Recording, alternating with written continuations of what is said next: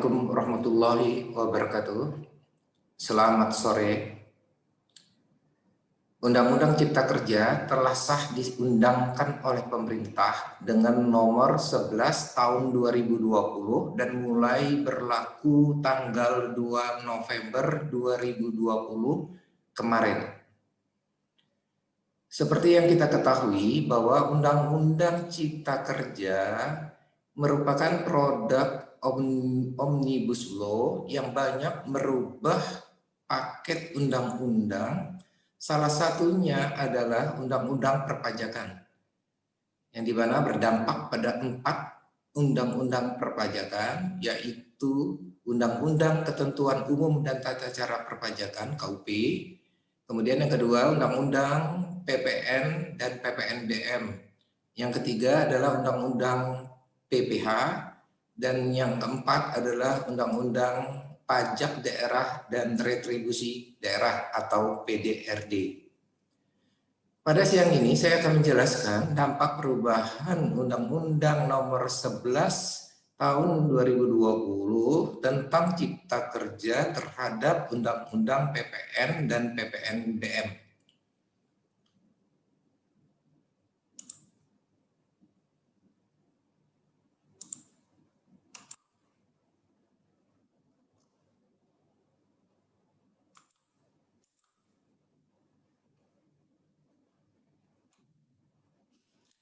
Nah, sebelum saya mulai, saya ingin menjelaskan tentang Undang-Undang Nomor 11 Tahun 2020 tentang Cipta Kerja ini agak berbeda sedikit dengan RUU Cipta Kerja sebelumnya yang telah disahkan oleh DPR pada tanggal 5 Oktober tahun 2020, terutama pada bagian klaster perpajakan.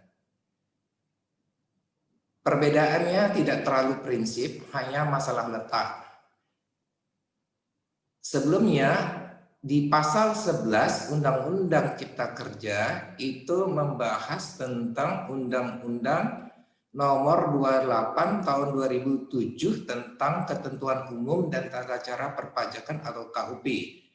Tetapi setelah disahkan oleh pemerintah dengan Nomor 11 Tahun 2020, Pasal 11 Undang-Undang Cipta Kerja membahas perubahan dalam Undang-Undang Nomor 36 Tahun 2008, yaitu tentang pajak penghasilan. Sedangkan Undang-Undang 28 Tahun 2007 tentang KUP itu dibahas di pasal 113. Jadi hanya terjadi pergeseran letak, yang semulanya perubahan Undang-Undang KUP berada di pasal 11 diganti di pasal 113, sedangkan yang sebelumnya Undang-Undang Pajak Penghasilan berada di pasal 113, dia sekarang berada di pasal 111 Undang-Undang Cipta Kerja. Perubahannya hanya masalah letak. Nah, ringkasan perubahan terhadap Undang-Undang PPN dan PPNBM itu meliputi 4 pasal. Pasal yang pertama yaitu pasal 1A, yang kedua pasal 4A, yang ketiga pasal 9, yang keempat adalah pasal 13. Mengenai penjelasan perubahannya ada di slide berikutnya. Kita mulai yang pertama, yaitu terkait dengan pasal 1A. Untuk pasal 1A terjadi di perubahan di 2 ayat. Kita mulai yang pertama di sini pasal 1A ayat 1 Undang-Undang PPN, yaitu yang membahas tentang termasuk pengertian penyerahan barang kena pajak. Jadi pengertian penyerahan apa saja barang kena pajak yang merupakan objek PPN. Di mana salah satu di dalam pasal 1A itu menyebutkan tentang penyerahan barang kena pajak secara konsinyasi, yaitu di huruf G. Nah, di Undang-Undang Cipta Kerja di pasal 112,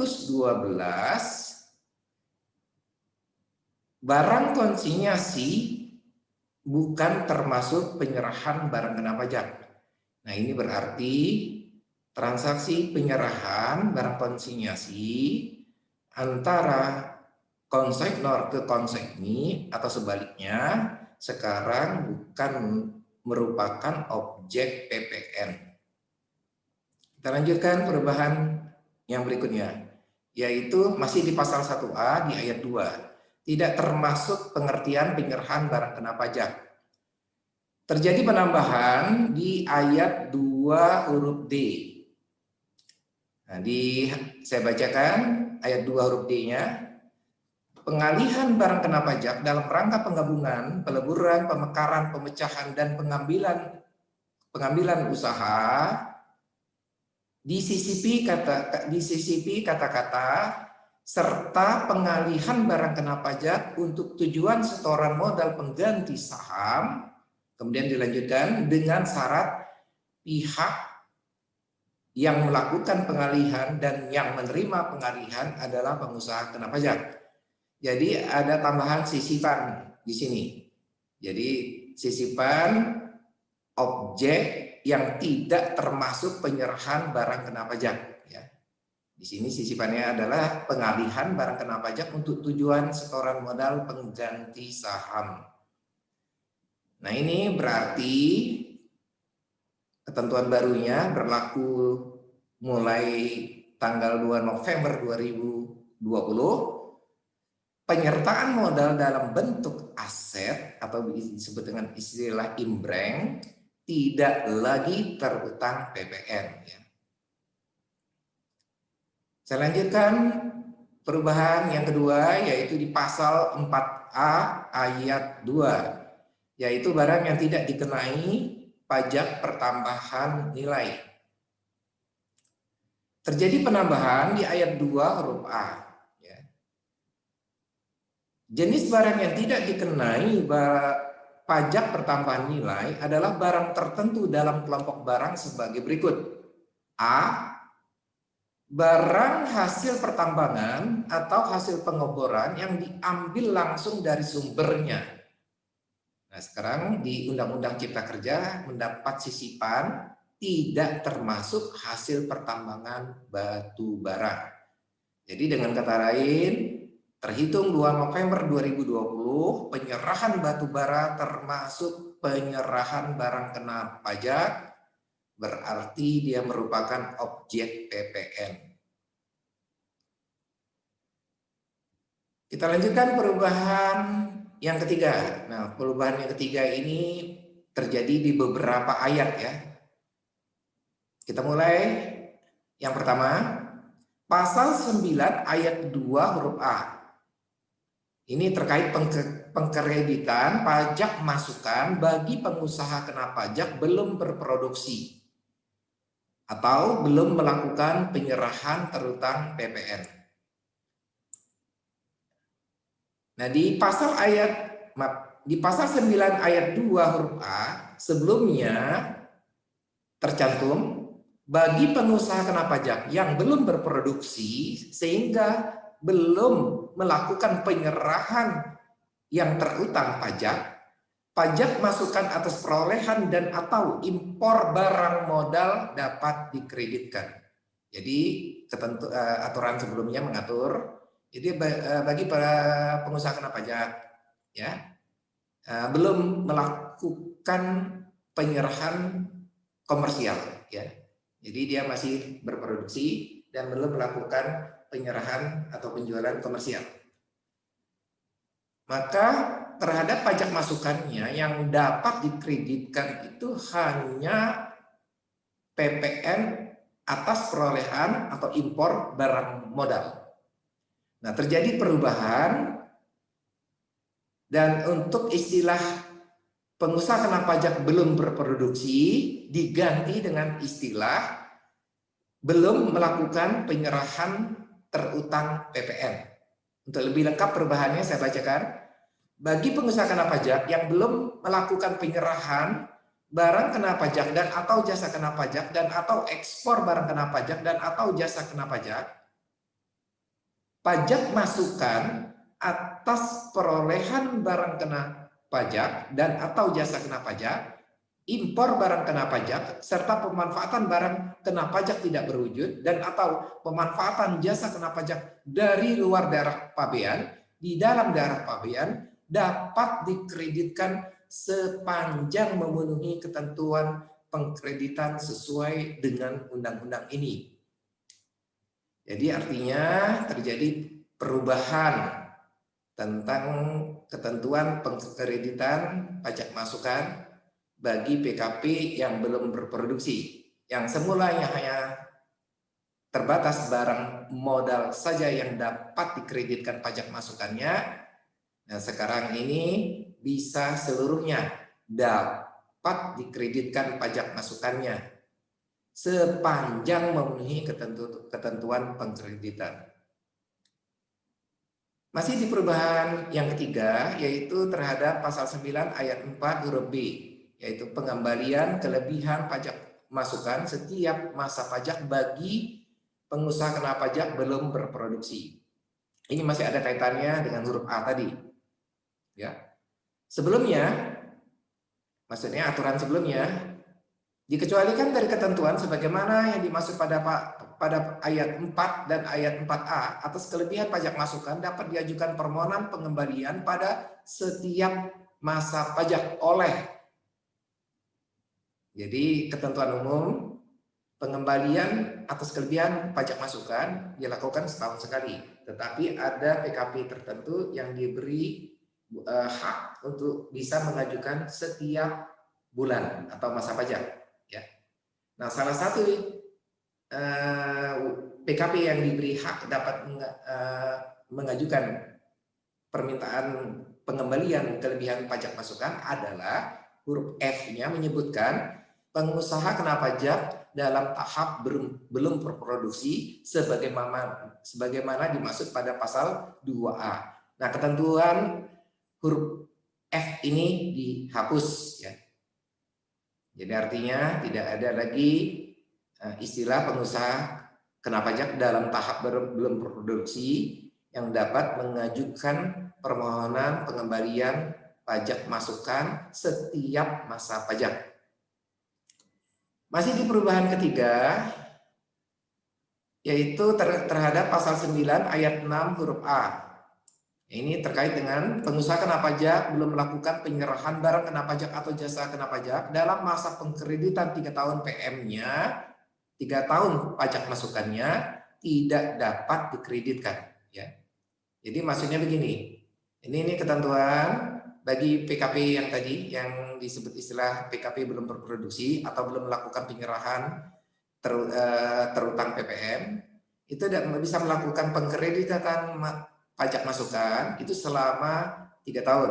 Tetapi selama 3 tahun itu ternyata PKP tersebut belum juga melakukan kegiatan produksi komersial atau belum melakukan penyerahan terutang pajak, maka terhadap pajak masukan yang telah dikreditkan selama 3 tahunnya tersebut, kalau menurut ketentuan sebelumnya itu wajib dibayar kembali kepada kas negara. Ya. Nah, ketentuan yang baru ya menyebutkan bahwa pajak masukan yang telah dikreditkan selama 3 tahun tersebut itu menjadi tidak dapat dikreditkan ya. Karena dia tidak dapat dikreditkan, dengan demikian nanti PPN-nya menjadi kurang bayar dan PKP tersebut, pengusaha kena pajak tersebut harus melakukan pembayaran utang PPN ya. Saya kira itu kurang lebih perubahan di pasal 9 ayat 6 huruf A. Saya lanjutkan dengan perubahan terhadap pasal 9 ayat 6 huruf B mengenai tata cara pembayaran kembali pajak masukan bagi pengusaha kena pajak gagal berproduksi. Ini masih di perubahan yang ketiga ya, karena yaitu terhadap pasal 9. Nah, sebelumnya ketentuan mengenai penentuan waktu, penghitungan dan tata cara pembayaran kembali sebagaimana dimaksud ayat 6A diatur atau berdasarkan peraturan Menteri Keuangan. Nah, ketentuan ini dihapus ya. Kalau dihapus berarti peraturan Menteri Keuangan yang telah dikeluarkan selama ini yang terkait dengan tata cara pembayaran kembali pajak masukan bagi pengusaha kena pajak gagal berproduksi tidak berlaku lagi, berarti mulai tanggal 2 November 2020. Masih di perubahan yang ketiga, yaitu terhadap pasal 9. Dan kali ini adalah terhadap ayat 6 huruf C. Masa pengkreditan lebih dari 3 tahun bagi PKP sektor usaha tertentu. Jadi ini adalah ada ketentuan khusus untuk pengusaha kena pajak sektor usaha tertentu. Itu masa pengkreditan pajak masukan selama belum berproduksi atau belum melakukan penyerahan terutang PPN, terutang pajak, itu dapat lebih dari 3 tahun. Sebelumnya ayat 6 huruf C ini tidak ada. Jadi ini adalah penambahan jangka waktu sebagaimana dimaksud ayat 6A. 6A ini yang tadi terkaitan dengan masa pengkreditan 3 tahun bagi pengusaha kena pajak belum berproduksi. Nah, ini mendapat tambahan bagi sektor usaha tertentu dapat ditetapkan lebih dari 3 tahun.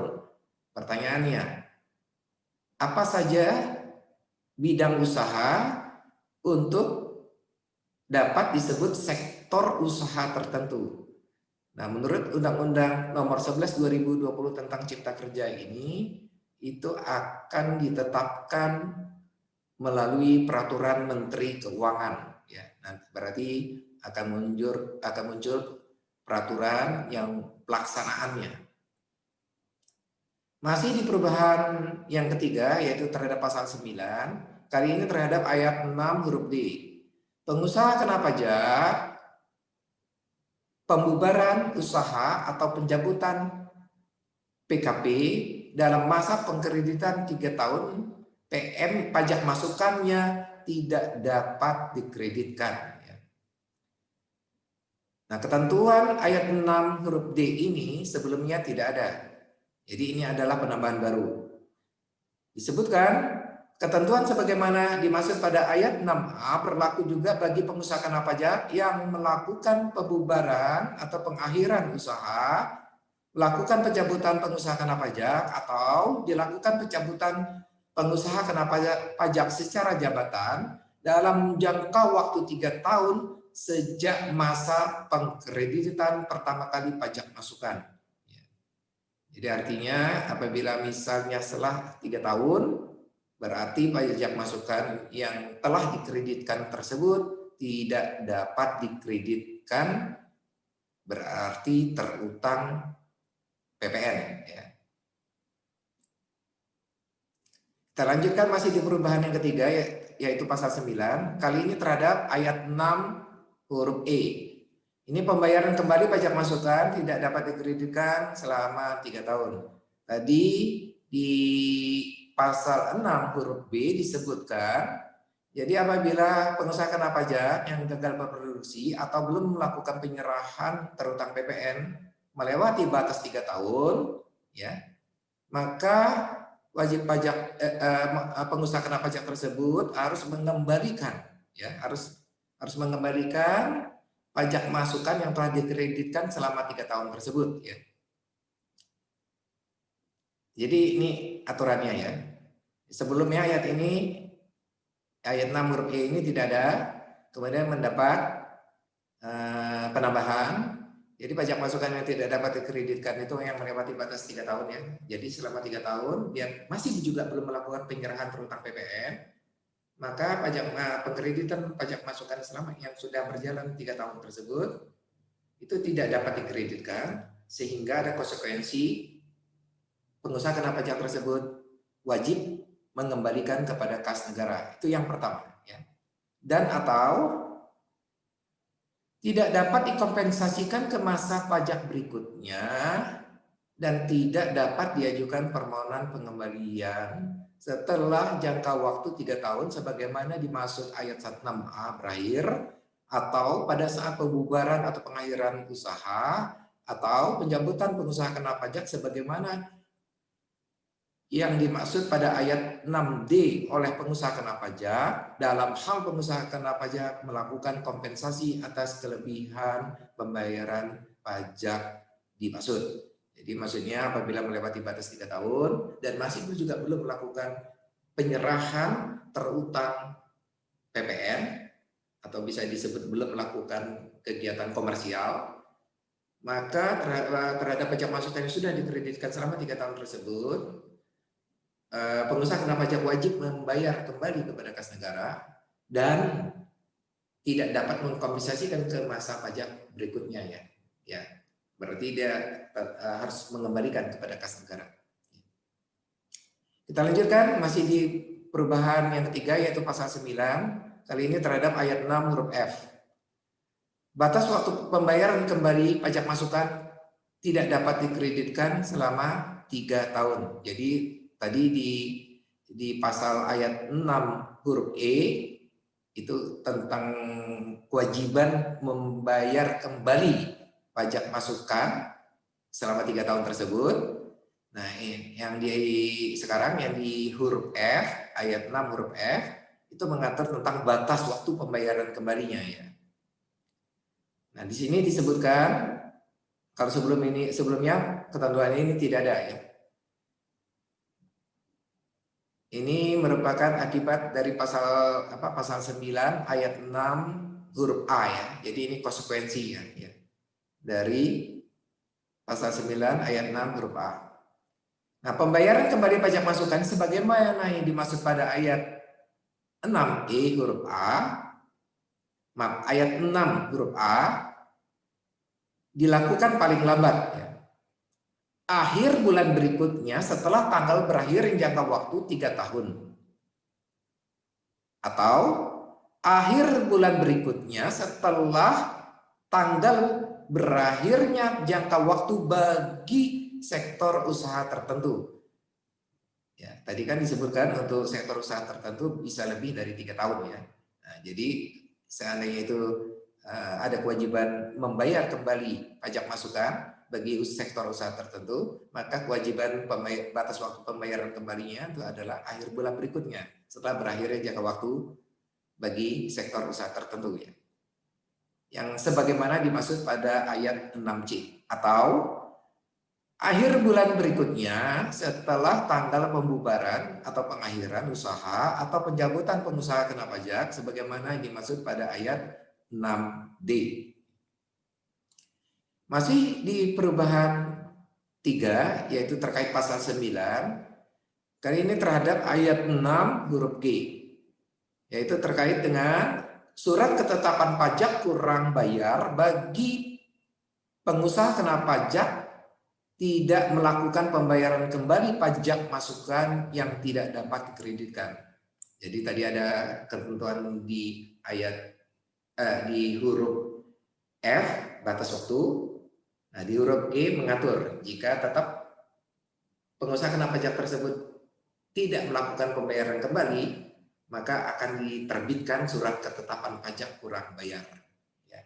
Ini ketentuan baru ya. Lebih lengkapnya ada di sini. Dalam hal pengusaha kena pajak tidak melaksanakan kewajiban pembayaran kembali sesuai dengan jangka waktu sebagaimana dimaksud pada ayat 6F, Direktur Jenderal Pajak menerbitkan surat ketetapan pajak kurang bayar SKPKB atas jumlah pajak yang seharusnya dibayar kembali sebagaimana dimaksud pada ayat 6E huruf A oleh pengusaha kena pajak ditambah sanksi administrasi berupa bunga sebagaimana dimaksud dalam pasal 13 ayat 2A Undang-Undang Nomor 6 tahun 1983 tentang ketentuan umum dan tata cara perpajakan beserta perubahannya. Kita lanjutkan masih di perubahan 3 terhadap pasal 9, kali ini terhadap ayat 8. Yaitu perolehan barang kena pajak yang PM-nya tidak dapat dikreditkan. PM dalam hal ini pajak masukannya tidak dapat dikreditkan. Nah, sebelumnya di Undang-Undang 42 tentang PPN dan PPNBM itu ada ketentuan tentang pasal 9 ayat 8 khususnya di ayat 2 yaitu pengkreditan pajak masukan sebagaimana yang dimaksud pada ayat 2 tidak diberlakukan bagi pengeluaran. Jadi artinya dengan istilah lain itu ini adalah pajak masukan yang tidak dapat dikreditkan ya. Jadi ini yang diatur oleh pasal 9 ayat 8. Jadi ada ketentuan bahwa ada pengkreditan pajak masukan tidak dapat diberlakukan bagi pengeluaran untuk. Kita mulai A, perolehan kena pajak atau jasa kena pajak sebelum pengusaha dikukuhkan sebagai pengusaha kena pajak. Nah, ketentuan ini dihapus ya. Jadi sebelumnya wajib pajak melakukan kegiatan komersial ya, dan dalam melakukan transaksi pembelian persediaan barang dagangan, pembelian aset tetap dan lain-lain itu menerima patur pajak ya dari lawan transaksi, maka patur pajak tersebut tidak dapat dikreditkan apabila wajib pajak ini belum dikukuhkan sebagai pengusaha kena pajak. Ini ketentuan sebelumnya.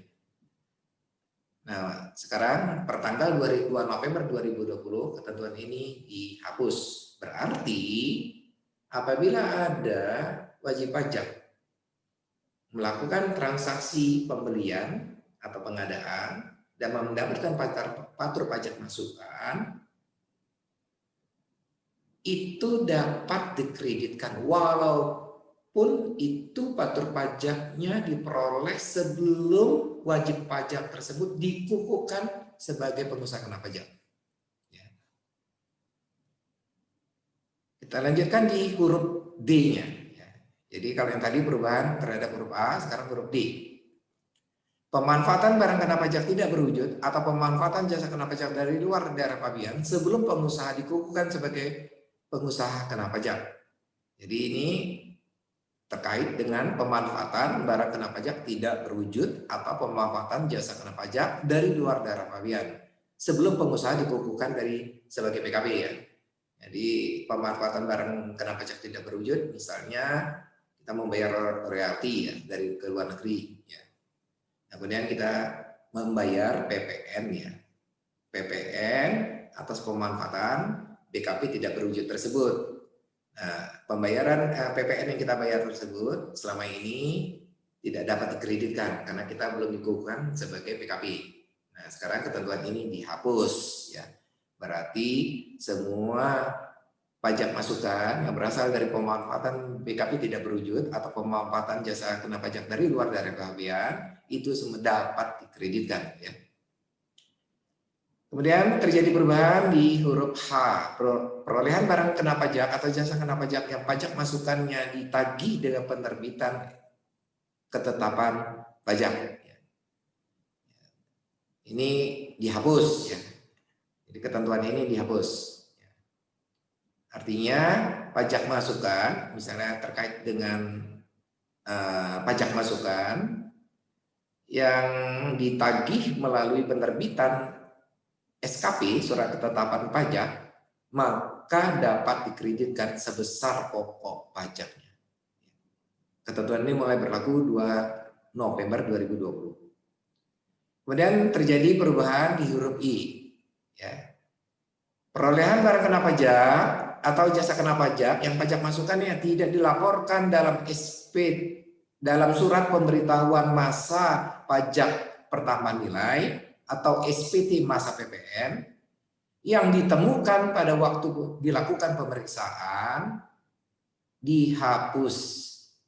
Jadi ini berarti pertanggal 2 November 2020 pajak masukan ya, yang belum dilaporkan dalam SPT masa PPN kemudian ditemukan pada saat dilakukan pemeriksaan dapat dikreditkan mulai tanggal 2 November 2020 ya. Karena ketentuan sebelumnya, jadi kalau ada pajak masukan belum dilaporkan, maka wajib pajak melakukan pembetulan SPT masa PPN ya, supaya dia masuk di dalam pembetulan. Nah, kemudian misalnya ada pajak masukan yang terabaikan atau terlewati, tidak dimasukkan ke dalam pembetulan. Ternyata pajak masukan tersebut ditemukan pada saat dilakukan pemeriksaan oleh kantor pajak, maka temuan faktur pajak masukan baru ini yang belum dilaporkan ini itu tidak dapat dikreditkan, alias hangus. Masih di perubahan yang ketiga terhadap pasal 9, kali ini terhadap ayat 8. Perolehan barang kena pajak yang pajak masukannya tidak dapat dikreditkan. Ini lanjutannya lagi ya. Ini masih lanjutan yang tadi. Itu sekarang perubahan terhadap ayat J. Ya. Itu perolehan barang kena pajak selain barang modal atau jasa kena pajak sebelum pengusaha kena pajak berproduksi sebagaimana pada ayat 2A. Ini ketentuan ini juga dihapus. Jadi artinya pertanggal 2 November 2020, pajak masukan yang diperoleh dari barang kena pajak selain barang modal atau jasa kena pajak dapat dikreditkan. Kita lanjutkan, masih di perubahan yang ketiga ya, terhadap pasal 9, kali ini terhadap ayat 9. Masa pengkreditan faktur pajak 3 bulan. Ya.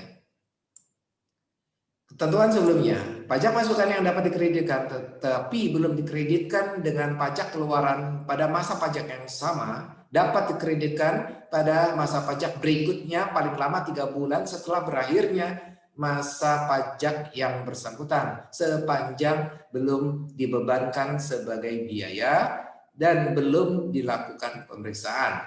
Ketentuan ini berubah. Perubahannya adalah pajak masukan yang dapat dikreditkan tetapi belum dikreditkan dengan pajak keluaran pada masa pajak yang sama dapat dikreditkan pada masa pajak berikutnya paling lama 3 masa pajak setelah berakhirnya masa pajak saat faktur pajak dibuat sepanjang belum dibebankan sebagai biaya atau belum ditambahkan atau dikapitalisasi dalam harga perolehan barang kena pajak atau jasa kena pajak serta memenuhi ketentuan pengkreditan sesuai dengan undang-undang ini. Sekarang coba kita perhatikan ketentuan sebelumnya ya. Apabila ada pajak masukan ya, misalnya bulan Oktober, tanggal faktur pajaknya di bulan Oktober. Kan harusnya dilaporkan pajak masukan ini di masa Oktober. Tetapi itu di masa Oktober pajak masukan belum dilaporkan. Kemudian di masa November juga belum dilaporkan. Berarti nah di masa yang ketiga paling lama 3 bulan setelah berakhirnya ini masa Desember masih belum dilaporkan. Maka batas akhir faktur pajak masukan bulan Oktober yang belum dilaporkan tadi adalah Januari. Karena tadi faktur pajaknya kan tanggalnya kan adalah Oktober. Jadi paling lambat dapat dikreditkan itu 3 bulan setelah berakhir. Jadi kalau faktur pajak masukannya itu tanggal Oktober, maka dapat dikreditkan di November, Desember, dan Januari. Kemudian kalau udah masuk ke Februari, tidak berlaku lagi, hangus. Ya. Itu ketentuan lama. Sepanjang belum diakui biaya, jadi faktur pajak masukan itu secara akuntansi belum dibebankan sebagai biaya, kemudian dan belum dilakukan pemeriksaan. Ya. Kan tadi sebelumnya ada ketentuan, faktur pajak yang ditemukan selama pemeriksaan itu tidak dapat dikreditkan, hangus. Nah, ketentuan ini sama masih ada relasinya, yaitu pajak masukan yang belum dikreditkan selama belum dilakukan pemeriksaan masih dapat dikreditkan. Tetapi kalau sudah dilakukan pemeriksaan tidak dapat dikreditkan. Nah, perubahan ini berubah. Perubahannya adalah dapat dikreditkan pada masa pajak berikutnya paling lama 3 masa pajak setelah berakhirnya masa pajak saat faktur pajak dibuat. Jadi 3 masa pajak. Jadi hitungannya bukan 3 bulan. Ya, perubahannya. Setelah berakhirnya masa pajak saat faktur pajak dibuat. Jadi kembali lagi ketentuan ini berubah ya dari istilah 3 bulan menjadi 3 masa pajak. Nah, kemudian perubahan berikutnya ada selama belum ditambahkan atau dikapitalisasi dalam harga perolehan barang kena pajak atau jasa kena pajak. Kemudian kalau ini syarat yang berikutnya memenuhi ketentuan pengkreditan sesuai undang-undang, saya kira sama seperti ketentuan sebelumnya. Jadi faktur pajak masukan tersebut harus lengkap. Ya. Kalau tidak lengkap, tidak dapat dikreditkan. Kita lanjutkan masih di perubahan 3, yaitu pasal 9. Kali ini terhadap ayat 9 huruf A. Pengkreditan pajak masukan sebelum pengukuhan pengusaha kena pajak.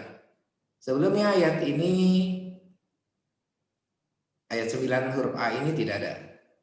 Jadi ini ada penambahan, karena ini ada kaitannya dengan tadi ya, yaitu bagi pengusaha yang belum dikukuhkan sebagai pengusaha kena pajak, itu dapat mengkreditkan pajak masukannya. Lebih lengkapnya, pajak masukan atas perolehan barang kena pajak dan atau jasa kena pajak, impor barang kena pajak, serta pemanfaatan barang kena pajak tidak berwujud dan atau pemanfaatan jasa kena pajak dari luar daerah pabean di dalam daerah pabean sebelum pengusaha dikukuhkan sebagai pengusaha kena pajak, dapat dikreditkan oleh pengusaha kena pajak dengan menggunakan pedoman pengkreditan pajak masukan sebesar 80% dari pajak keluaran yang seharusnya dipungut.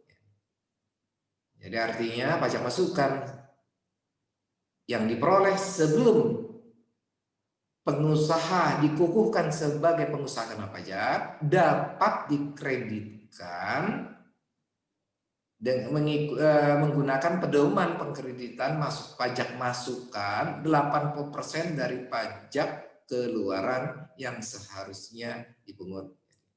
Jadi pajak masukan yang sebelum pengusaha kena pajak dikukuhkan itu dapat diakui itu hanya 80% dari pajak keluaran yang seharusnya dipungut. Jadi tidak boleh lebih bayar.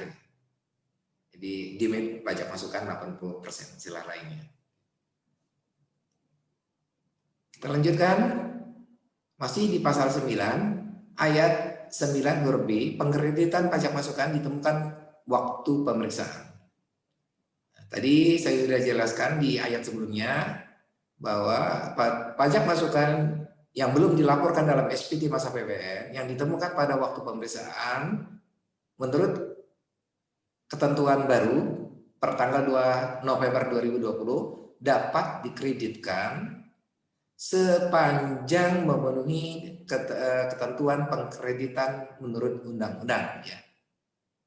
Jadi artinya seluruh faktur pajaknya dapat dikreditkan ya, sesuai dengan ketentuan pengkreditan. Ya.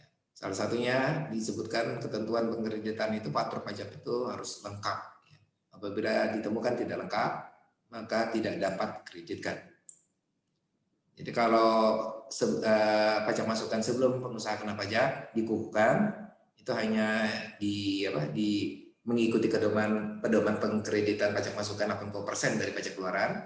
Tetapi kalau yang ditemukan pada waktu pemeriksaan, itu semuanya dapat diakui ya, sepanjang memenuhi ketentuan pengkreditan saja.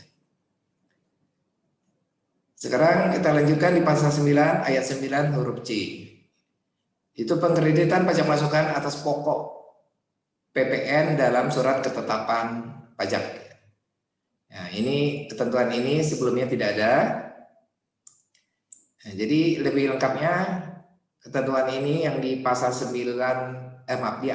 di pasal 9 ayat 9 huruf C, pajak masukan atas perolehan barang kena pajak dan atau jasa kena pajak, impor barang kena pajak, serta pemanfaatan barang kena pajak tidak berwujud dan atau pemanfaatan jasa kena pajak dari luar daerah pabean di dalam daerah pabean yang ditagih dengan penerbitan ketetapan pajak dapat dikreditkan oleh pengusaha kena pajak sebesar jumlah pokok pajak pertambahan nilai yang tercantum dalam ketetapan pajak dengan ketentuan ketetapan pajak yang dimaksud telah dilakukan pelunasan dan tidak dilakukan upaya hukum serta memenuhi ketentuan pengkreditan sesuai dengan undang-undang.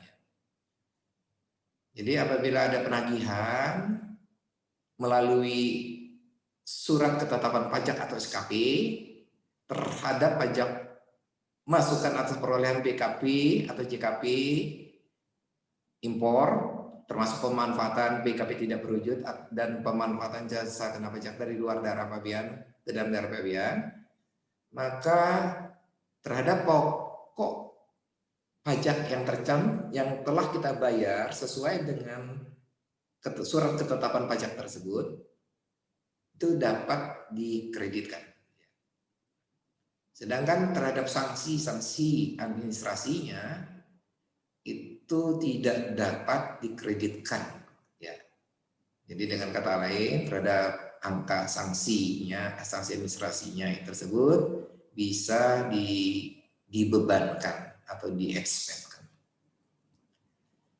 Kita lanjutkan di pasal 9 ayat 13. Nah ini ketentuan lebih lanjut diatur oleh peraturan Menteri Keuangan. Saya kira perubahan-perubahan di Undang-Undang Nomor 11 Tahun 2020 tentang Cipta Kerja tersebut yang di pasal 112 ya. Itu apabila ada terjadi perubahan itu akan diatur lebih lanjut dengan peraturan pelaksanaannya yaitu peraturan Menteri Keuangan.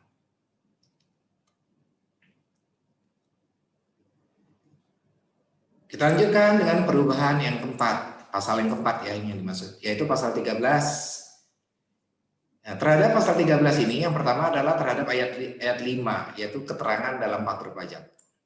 Sebelumnya aturannya adalah dalam faktur pajak harus dicantumkan keterangan tentang penyerahan barang kena pajak dan atau penyerahan jasa kena pajak yang paling sedikit memuat, terutama coba kita perhatikan yang huruf B ya, nama, alamat, dan nomor pokok wajib pajak atau NPWP pembeli barang kena pajak atau penerima jasa kena pajak. Jadi kalau ketentuan sebelumnya nama, alamat, dan NPWP itu harus dicantumkan dalam faktur pajak. Ya. Apabila tiga ini tidak dicantumkan atau salah satu tidak dicantumkan, maka faktur pajak dinyatakan tidak lengkap. Tidak lengkap berarti tidak dapat dikreditkan. Ya. Nah, itu terjadi perubahan. Ya, yaitu tentang kewajiban mengisi nomor induk kependudukan (NIK) jika pembeli barang kena pajak atau penerima jasa kena pajak tersebut tidak memiliki NPWP. Jadi perubahan itu hanya penambahan di NIK ya. Jadi harus dicantumkan NIK jika pembeli tidak memiliki NPWP.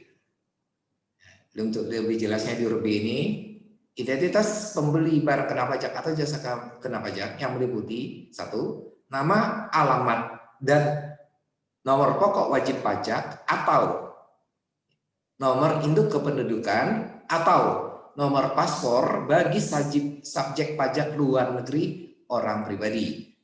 Jadi kalau kalian perhatikan di sini ketentuan tentang NPWP jika ada, kalau dia memiliki NPWP, jika dia tidak memiliki NPWP di sini atau NIK nomor induk kependudukan, atau kalau yang pembeli itu adalah subjek pajak luar negeri itu menggunakan nomor paspor. Kemudian ada aturan lanjutnya, nama dan alamat dalam hal pembeli barang kena pajak atau penerima jasa kena pajak merupakan subjek pajak luar negeri badan atau bukan merupakan subjek pajak sebagaimana dimaksud pasal 3 Undang-Undang mengenai pajak penghasilan. Jadi ini ketentuannya hanya berlaku untuk subjek pajak luar negeri bagi orang pribadi, yaitu mencantumkan nomor paspornya di faktur pajak. Apabila ketentuan ini tidak dipenuhi, maka faktur pajak dianggap tidak lengkap sehingga tidak dapat dikreditkan.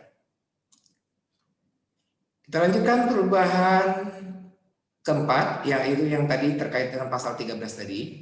Jadi pasal perubahan yang berubah adalah pasal yang keempat, yaitu pasal 13. Sekarang terhadap ayat 5 huruf A. Faktur pajak khusus pengusaha kena pajak pedagang eceran. Sebelumnya, ketentuan ayat 5 huruf A ini tidak ada. Nah, di sini mendapat penambahan, ya.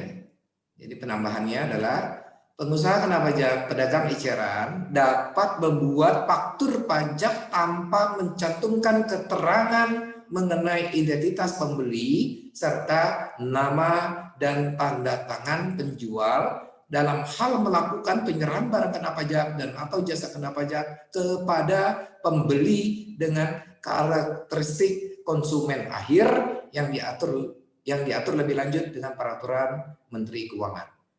Jadi dengan kata lain, pencantuman nama, alamat, NPWP atau NIK atau paspor itu tidak berlaku bagi pengusaha kena pajak pedagang eceran. Selama dengan catatan transaksi itu dilakukan terhadap konsumen akhir, ya, di end customer, ya. Oke, saya kira itu perubahan-perubahan di dalam Undang-Undang PPN dan PPNBM, yaitu sebanyak 4 pasal yang berubah akibat disahkannya Undang-Undang Nomor 11 tahun 2020 tentang Cipta Kerja yang mulai berlaku tanggal 2 November 2020. Jadi mulai kemarin, ya.